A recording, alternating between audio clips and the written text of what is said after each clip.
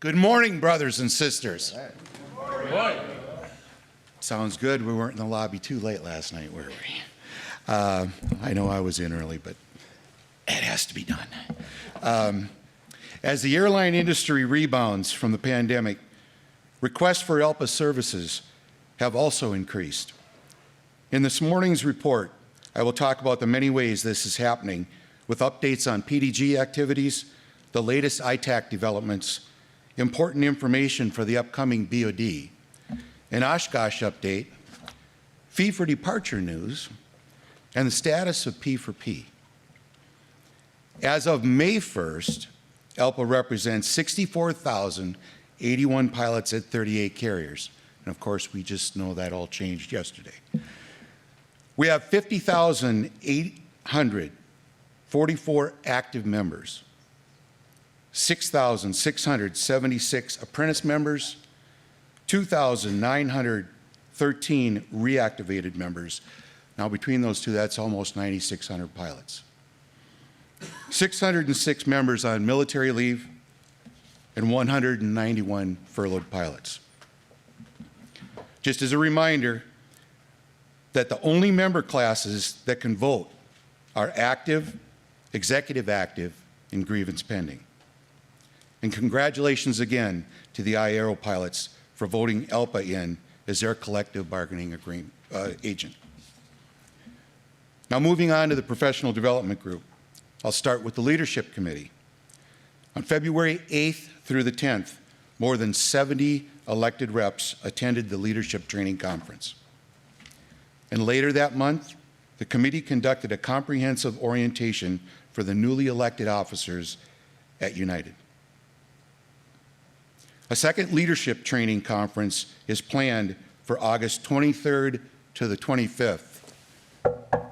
We got a lot of midterm turnover right now, so August 23rd to the 25th. I want to thank the Leadership Committee Chair, Mark Lockwood, and the rest of the committee for the great work that they do. The ALPA Membership Committee held its Membership and Veterans Affairs Seminar on March 2nd and 3rd, and we had 40 pilot leaders attending. The Veterans Affairs Subcommittee has a new chair, Endeavor First Officer Avin Sumasar. Avin is already planning his first conference call later this month.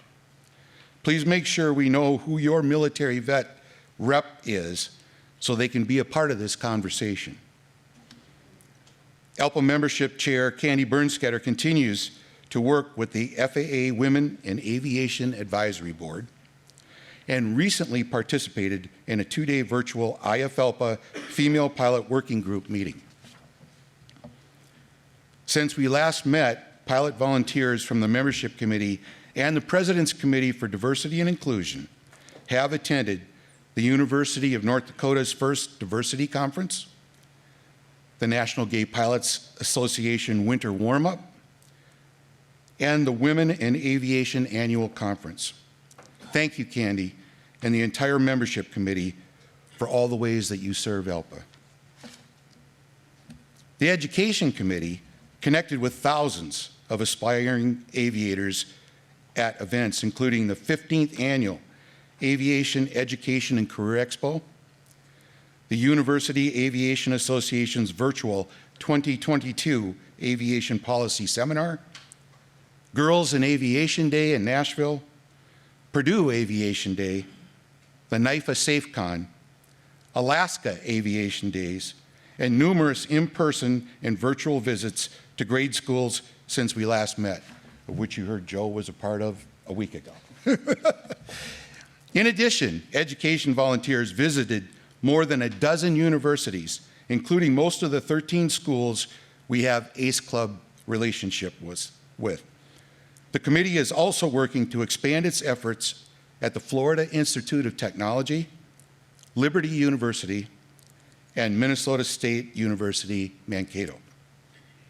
In addition, United pilot Andrew Ross was appointed to the FAA's Youth Access to American Jobs and Aviation Task Force. Say that 3 times fast. The task force is considering new ways to encourage students to think about aviation careers. Andrew is the only airline pilot on that team. Special thanks to Justin DeHaan and the other committee members for all their hard work. Now let's shift gears and look at what's been happening with the Information Technology Advisory Committee. ITAC has introduced several cybersecurity initiatives, including the creation of a two-stage login process that ties your ID to a specific device. The replacement of Symantec, our previous antivirus software, to Cynet. The establishment of an information security advisor, and the continuation of phishing training. We've created a new member insurance call center. There's a new insurance enrollment portal, which should be completed this summer. We are updating the ALPA mobile app to include ALPA PAC and call to action features. The department is also working to integrate the FAR 117 U.S. Flight Time Duty Time app into the ALPA mobile app. Plus, IT and communications continue to develop new websites for MECs using Evoke. Now, the 49th regular Board of Directors meeting will be October 17th, 2020 at the Diplomat Beach Resort in Hollywood, Florida. This year, we will be electing both national officers and EVPs. The order of business is as follows. Sunday, there'll be an evening reception. Monday, national officer reports, plenary work, delegate committee work, a group dinner that evening. Tuesday, in the morning, group photo. Don't stay in the hospitality suites too late. Put on your Sunday best. And then on to delegate committee work again. Wednesday, and this is a requirement, it's constitutional, no other business can be done until the national officer elections and EVP elections are complete. I can tell you, and I know some of you in the room can appreciate this, but there was a point, I think the longest it ever went, just to get a president elected. The first ballot started at 9:40 in the morning, and it finished at 4:16 in the afternoon, and we had everybody else left to go. I think I left the agenda office at 10:30 that night to walk in to the evening dinner that was already over. Anyway, after we get those elections done, if we get them done in time, back to plenary, delegate committee work, group dinner that evening. And then on Thursday, we complete our work and an adjournment. If we can't adjourn, we'll all meet on the beach, so bring sleeping bags. The BOD website, bod2022.alpa.org, is live right now. I plan to give you a demo of its features at the meeting in September. The BOD website will include information about meeting procedures, delegate committee procedures, hotel travel and registration info, and information on expenses, social events, appropriate attire, and strategic planning materials. Here are a couple of things to keep in mind as you plan for this year's event. All local council status reps are voting members of the BOD. If a status rep is unable to attend, it is imperative that a proxy be designated for those votes to be represented. Delegates should attend all plenary sessions as well as delegate committee work. Each MEC must provide a list of names and positions of all non-delegates who will be attending the BOD meeting, along with the dates you authorize their attendance. Expenses for those non-delegate attendees are paid for by the MEC budget. The following are some important dates to remember and are listed on the BOD website as well. On May 20th, we'll distribute another solicitation letter for advanced agenda items. On April 7th, we'll distribute the MEC Delegate Committee change letters for the first time. On August 8th, we'll distribute the official meeting notice and proxy forms. August 13th, the National Committee reports will be posted. On August 19th, we'll distribute the MEC Delegate Committee change letters for a second time. August 28th is the deadline and the closing of the advanced agenda. September 9th is the deadline for BOD registration.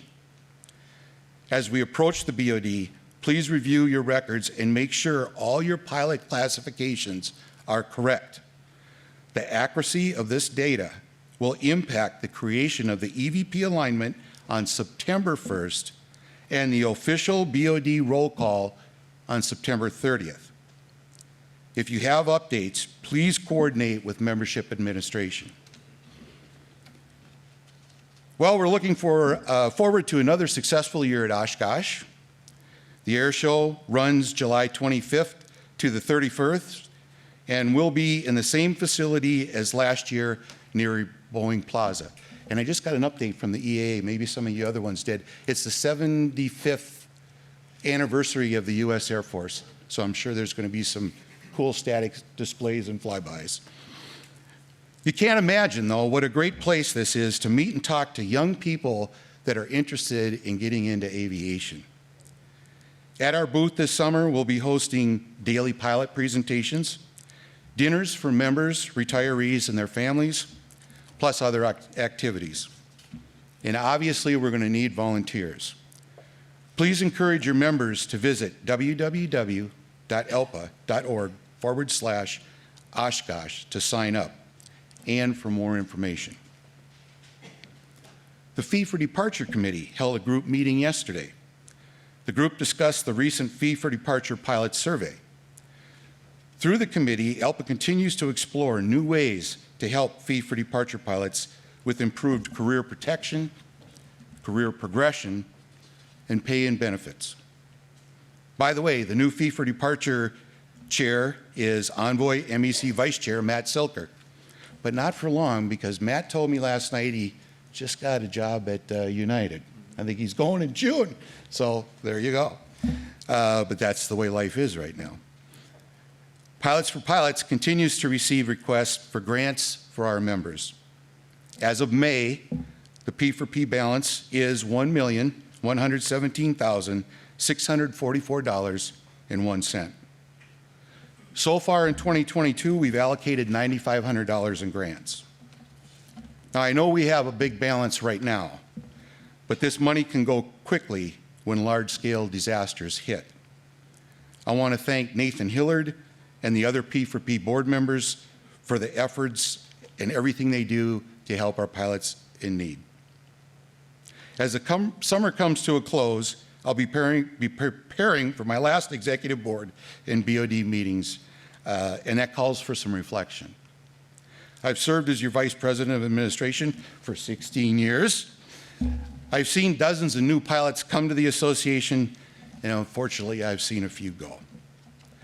But through it all, a recession, industry consolidation, and a pandemic, I've watched this organization thrive. And that's because of dedicated leaders like you. I'll say more about this and being your Vice President in the September-October meetings. Thanks for listening. Come and see me if you have any questions.